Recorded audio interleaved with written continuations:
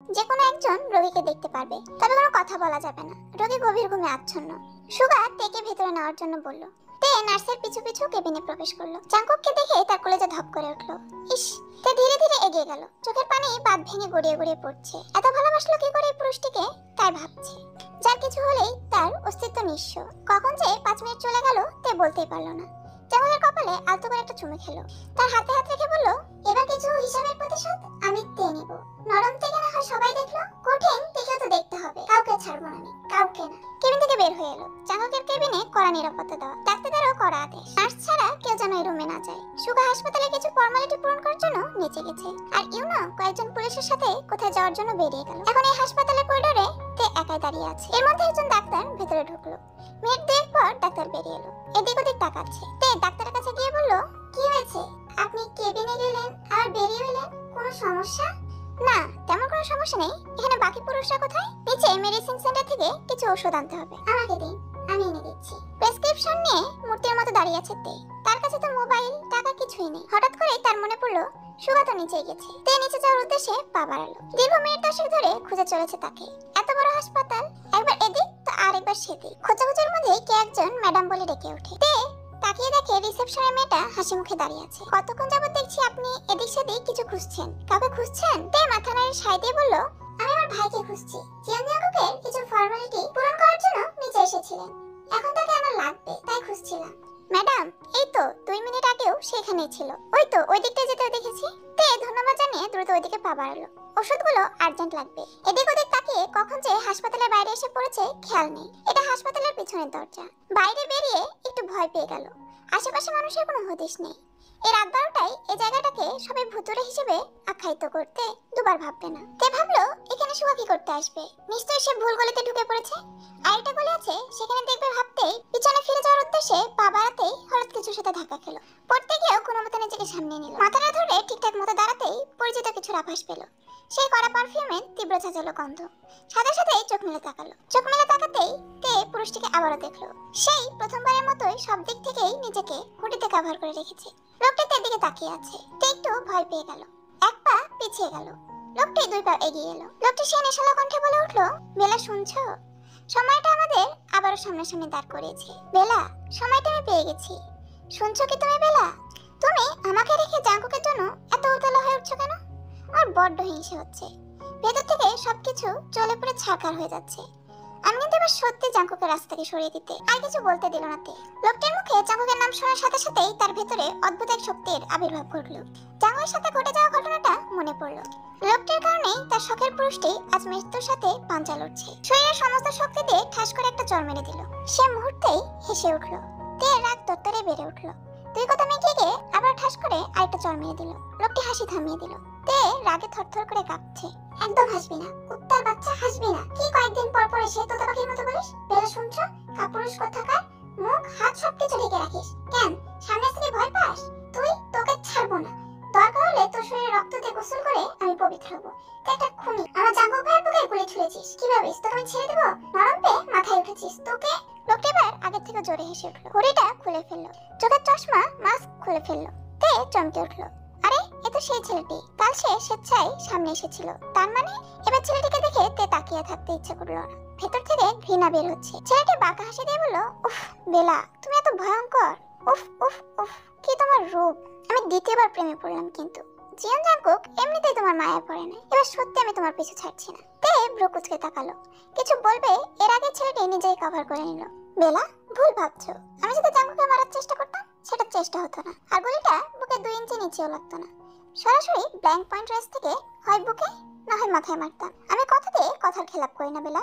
আমি যা করি প্রকাশ্যে করি। পিছনে কিছু করার স্বভাব আমার নেই। তাছাড়া আমি কিছু করলে এদেশের কেউই কিছু করতে পারবে না।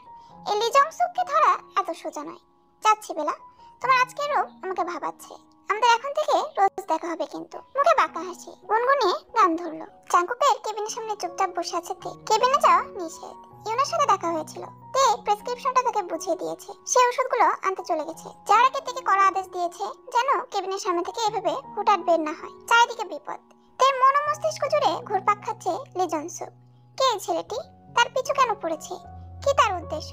কেন বেলা বেলা করে? তার মুখোশের আড়ালে কোনো উদ্দেশ্য লুকিয়ে আছে? আবার অন্যদিকে আরেকটা ভয় মনে চোখে পড়েছে। জংসুক ছেলেটি যদি চাঙ্কুকে মারার চেষ্টা না করে তবে? এগুলো খেয়ে নে, নিশ্চয়ই সেই দুপুরের পর কিছু খাস নাই। ভাইয়া, খাবার গলাতে নামবে না। ওনার জন্য আমার কলেজে ছটফট করছে। ওনার মুখে একটা ডাক শোনার জন্য অপেক্ষায় আছি। এই সময় নিশ্চয়ই দুর্বল হতে চাস না, সময়টা শক্ত থাকা। তুইও হাসপাতালে ভর্তি হতে চাস? জাঙ্কুক জেগে যদি তোকে না দেখতে পাই, শুনে তুইও হসপিটালে ভর্তি, ওকে ঠিক থাকতে পারবে? এমপির বউ হয়েছিস, এরকম নরম তোকে মানায় না। কঠিন হতে শেখ, চুপচাপ খেয়ে নে। তে আর কথা পারে না, অল্প কিছু খেয়ে নিল। নিজের সাথে ঘটা ঘটনা জানালো না, নিজের মধ্যেই রেখে দিল। সারা রাত দুই চোখের পাতা এক করতে পারেনি তে নার্সকে দেখে নার্সের দিকে এগিয়ে যেয়ে বলল, উনি কেমন আছে? ওনার কি জ্ঞান ফিরেছে? হ্যাঁ, ওনার জ্ঞান ফিরেছে। উনি চড়ুই নামের কাউকে খুঁজছেন। আপনি কি চড়ুই? তে উত্তর না দিয়ে কেবিনে দরজা খুলে ভিতরে চলে গেল। তে দু কদম পা বাড়াতে সে মাথা কাত করে তের দিকে তাকালো। ইস, তার কলেজা মুচড়ে উঠলো। একটি রাতের ব্যবধানে তার পুরুষটি কত কাহিল হয়ে পড়েছে, মুখ শুকিয়ে গেছে। কতটা কষ্ট হচ্ছে তার। মুহূর্তেই চোখে জল ভর্তি হয়ে গেল। জাঙ্কুক শুকনো একটা হাসি দিল, চোখের ইশারায় তার কাছে ডাকলো। তে এগিয়ে গিয়ে তার পাশে বসলো। হাতটা ধরে ডুকরে কেঁদে উঠলো তে। আমার জন্য আপনার এই অবস্থা, আমি দায়ী, তাই না? সেই 4 বছর আগে আমার হাতে লাঠি লাগাতে ওই সর্দারের ছেলে জীবন গেছে, কিন্তু এর ফল আপনি ভোগ করছেন। খুবই কষ্ট হচ্ছে আপনার, তাই না? আমার বুকটা ফেলে যাচ্ছে জাঙ্কুক ভাইয়া। ইস, কি এমন করে দিও তো, যদি এগুলো দুটি আপনার না লেগে আমার বুকে লাগতো। জাঙ্কুক তের মুখ চেপে ধরলো। মুহূর্তেই তার চোখ দুটো লাল হয়ে উঠলো। একটু রেগে বলল, চুপ ইডিয়েট, খবরদার চড়ুই, আজ যা বলেছিস। এ জীবনে দ্বিতীয়বার কখনো এই কথা যেন তোর মুখে না শুনি। তাহলে আমি জাঙ্কুকের ভয়ঙ্কর রূপ তুইও দেখবি। তোর কিছু হলে আমি জাঙ্কুক বেঁচে থাকতে পারবো না যে। তোর যত বিপদ দুঃখ সব আমার ঝুলিতে জমা হোক, আমার সুখগুলো তোর নামেই না হয় বলিদান হোক। তে ঠোঁট উল্টে বলল, আপনার এই অবস্থা আমার সহ্য হচ্ছে না তো। জাঙ্কুক তের মাথাটা ধরে তেকে তার দিকে এগিয়ে নিয়ে বলল, আমার এই কষ্টটা সহ্য হচ্ছে না। ইস, কাল রাতে যদি এই ঘটনাটা না ঘটতো, আমি আর তুই আজ রাতে উপোস ভাঙতাম। প্রিয় তোমার গভীর নেশালো প্রেম সমুদ্রে ডুব দিতাম। তোর শিহরণের রন্ধ্রে রন্ধ্রে আমি থাকতাম। তোর শরীরের পশমের গোড়ায় গোড়ায় আমার পবিত্র উষ্ণ ছোঁয়ার ছিটা ফোটা থাকতো। আমার নামের সিলমোহরে তুই চিরকালের জন্য আবদ্ধ হয়ে যেতি। শিট, চুরুই, আমাদের বাচ্চাগুলোর দুনিয়াতে আসার সময় আবারও পিছিয়ে গেল। তে বড় বড় চোখ করে তাকালো, কান্না থেমে গেল। এই অবস্থায় বলছে কি? কে বলবে এ লোকটি এখন হাসপাতাল আছে? হুট করে জাঙ্কুক মাথাটা উঁচু করে তের ঠোঁটে টুপ করে চুমু খেয়ে বলল, মিষ্টি লাগলো না কেন চড়ুই?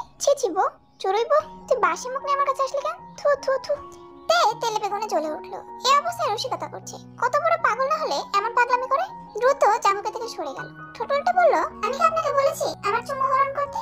অসভ্য বেটা, ঠোঁটকাটা বেহায়া বেটা। আরো কিছু বলবে তার আগে জাঙ্কুক হেসে উঠলো।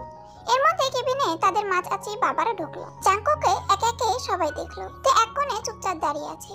তের মনে সুখ কখনোই জাঙ্কুক সহ্য করতে পারে না। এর মধ্যে জাঙ্কুক বলে উঠলো, বউ। সবার সামনে এমনটা কেটে চোখ বড় বড় করে তার দিকে তাকালো। এখনো বউয়ের সাথে আছিস? উফ, কি আমার বউটাকে বলো তার জামাই অসুস্থ। তার এমন বউয়ের সাথে দেখলে আমার তাকে আদর করতে ইচ্ছে করে। বড়দের মাঝে আস্তাগফিরুল্লাহ বলার আওয়াজ বেড়ে গেল। রুমে নার্স ডাক্তার সহ ছোটরা হেসে লুটোপুটি খেলো। তে চোখ বন্ধ করেই দ্রুত পায়ে কেবিন থেকে বেরিয়ে গেল। মনে মনে গালি দিয়ে বলল, চোখ মেলে তাকাতেই মুখ থেকে অ্যাটম বোমা সহ নিউক্লিয়ার বোমা বের করছে। ঠিকঠাক মতো হলে সবার সামনে কি হবে? আল্লাহ বাঁচাও। কেটে গেল একদিন। জাঙ্কুক এখন কিছুটা সুস্থ। তে জাঙ্কুকে সব দিক থেকে সেবা যত্ন করছে। জাঙ্কুক জীবনের সবচেয়ে বড় হাসি, বড় জয় পেয়ে গেল তার প্রিয়তমার ভালোবাসা পেয়ে। তে কেবিনে নেই।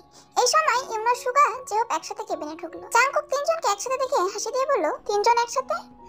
অনেক কিছু জোট খুলেছে তাহলে। বস সবগুলো বল, খবর কি? আপাতত দুইটা খবর আছে, দুইটা বেদনার। পুরনো অতীত জড়ালো হয়েছে। আমাদের করে রিসেন্ট একটা ভুলের মাসুল দিতে হবে। জাঙ্কুক ভ্রু কুঁচকে তাকালো। পেঁচানো বাদ দে, খুলে বল। হাসপাতালে এমনিতে দম বন্ধ হয়ে আসে, কবে তো সুস্থ হবো ওদের নরকের ঘাট দেখাবো। রোজাপুর বিয়েটা আমাদের আরো দেখে শুনে বুঝে দেওয়া দরকার ছিল। পুরনো চট পাকালো সম্পর্কে আবার সম্পর্ক করেছে, বড্ড ভুল হয়ে গেছে। দেশে কি ছেলের অভাব ছিল? তের পিছনে পড়া ছেলেটি ডিটেকটিভ লি জংসুক বাইরে পড়াশোনা করে দেশে ফিরেছে 2 থেকে 1.5 বছর আগে। ক্রিমিনাল সাইকোলজি নিয়ে বিদেশে নামকরা প্রতিষ্ঠান থেকে বের হয়েছে। খুবই চতুর ও শার্প মস্তিষ্ক। বিদেশের বড় বড় অফার পায়ে ঠেলে দেশে এসেছে শুধুমাত্র বোনের জন্য। এই ছেলে পারে না এমন কিছুই নেই। কতবার আমি কাছ থেকে দেখেছি।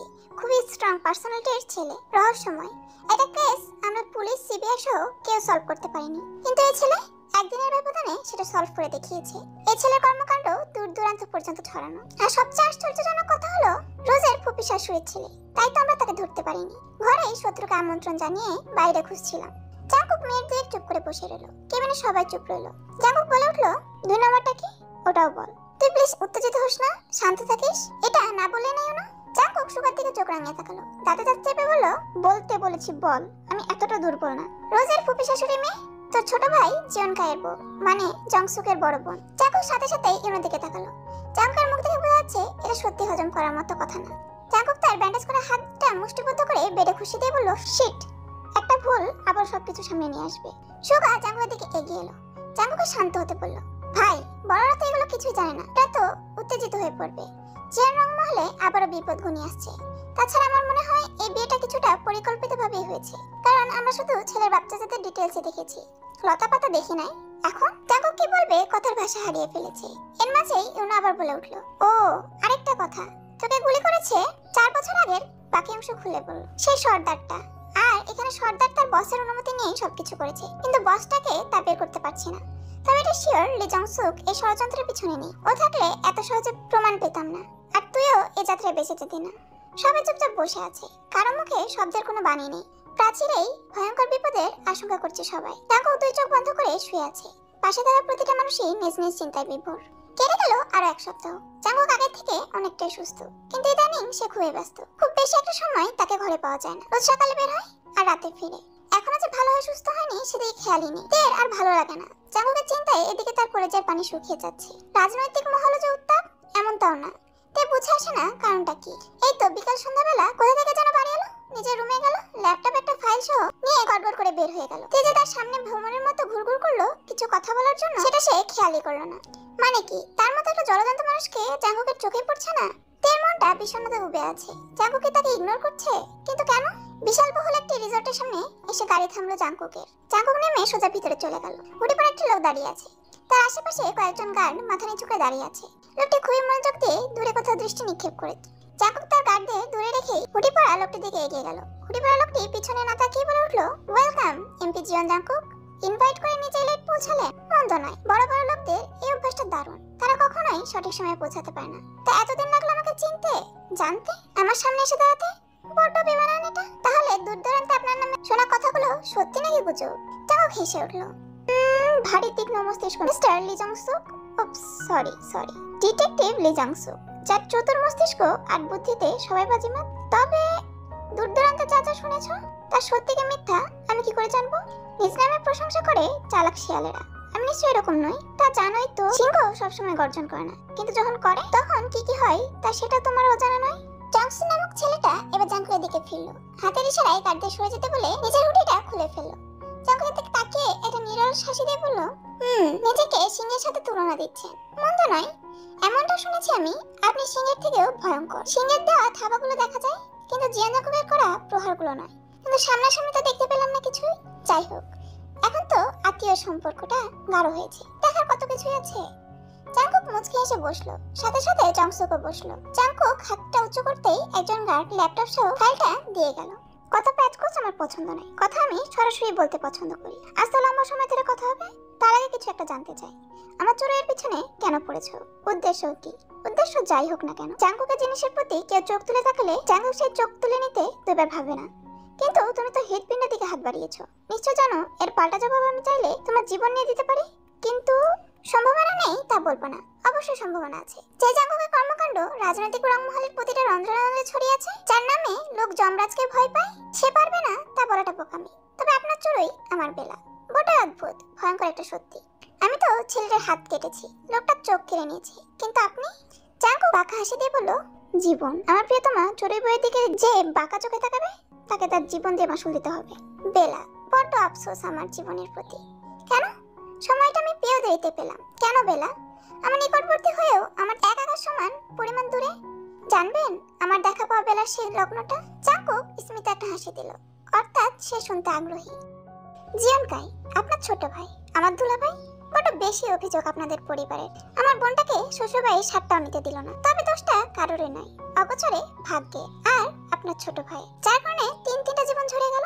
একজন ঝরে যাওয়ার পথে, সেটা আমার বোন। জাঙ্কুক চোখ মেলে তাকালো, অর্থাৎ সে আরো বেশি শুনতে আগ্রহী। জাংসুক দীর্ঘ বড় একটা শ্বাস ছাড়লো। আপনাদের পরিবার কাইকে ত্যায্যপুত্র করার বছর দুয়েক পর আমার বোন নতুন এক অস্তিত্বের সন্ধান পায়, কিন্তু অভিশাপ নাকি কখনোই পিছু ছাড়ে না। কায়ের করা পাপের মাসুল দেয় আমার বোন আর তার পেটে থাকা 5 মাসের বাচ্চাটা।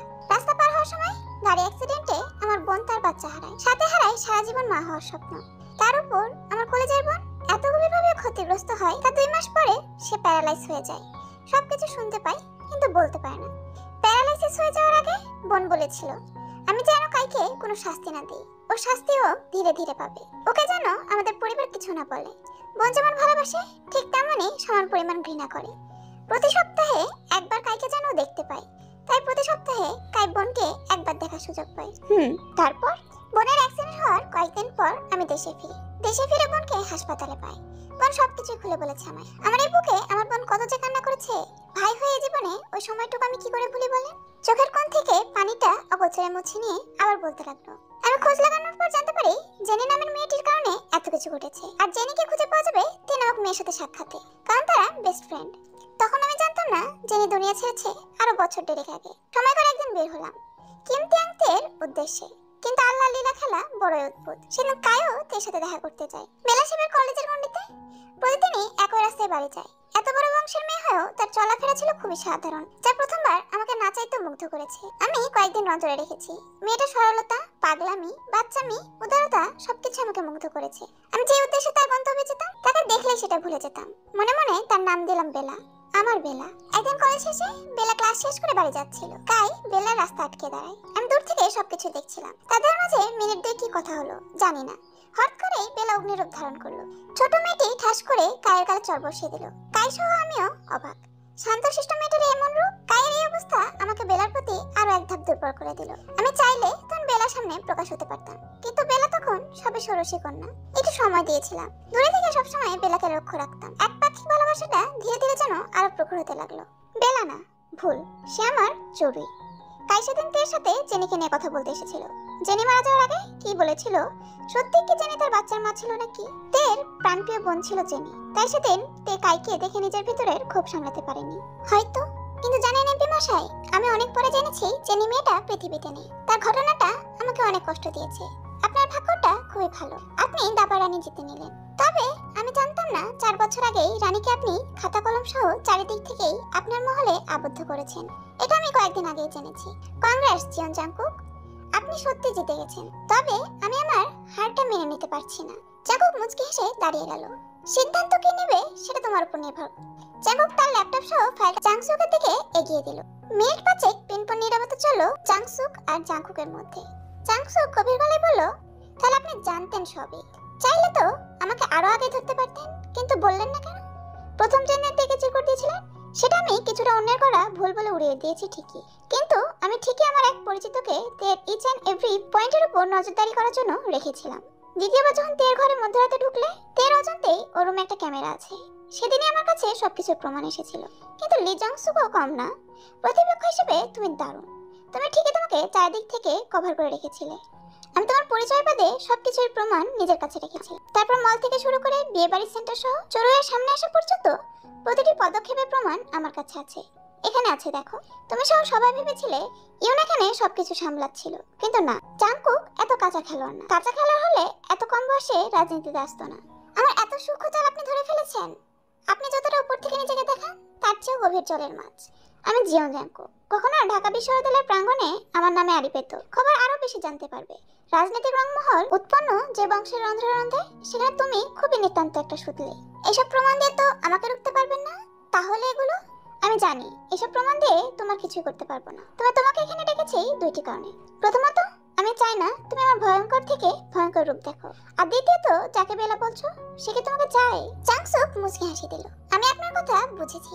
আপনি যাচ্ছেন আমি কোনো দ্বিধা ছাড়াই সরে দাঁড়াই। হ্যাঁ, আমি বেলার সাথে শেষ সাক্ষাতের সময় থেকে ভেবেছি। পরিশেষে আমি আর সিদ্ধান্ত নিয়েছি, আমি না হয় দূরে থেকেই ভালোবাসি। একপাক্ষিক সুন্দর ভালোবাসা, আমার পবিত্র ভালোবাসা। তবে বেলার সাথে আমি শেষবার আবার দেখা করব। শেষবার। জাংকুক মুচকি হাসলো। রক্তপাতহীন এক নীরব যুদ্ধে সে জয়ী হয়েছে। সে চায় না রোজের জীবনে কোনো প্রভাব পড়ুক। তাই তো এবারের পন্থাটা অন্যরকম ভাবে অবলম্বন করেছে। সব সময় ক্ষমতা দিয়ে জয়ী হওয়া যায় না, কিছু সময় ভিন্ন পথ বেছে নেওয়া দরকার। জাংসুক হঠাৎ করে এগিয়ে এলো, জাংকুককে জড়িয়ে ধরলো। জাংকুক কিছুটা হতভম্ব হয়ে গেল। জাংকুকের কানে ফিসফিস করে কিছু বলল।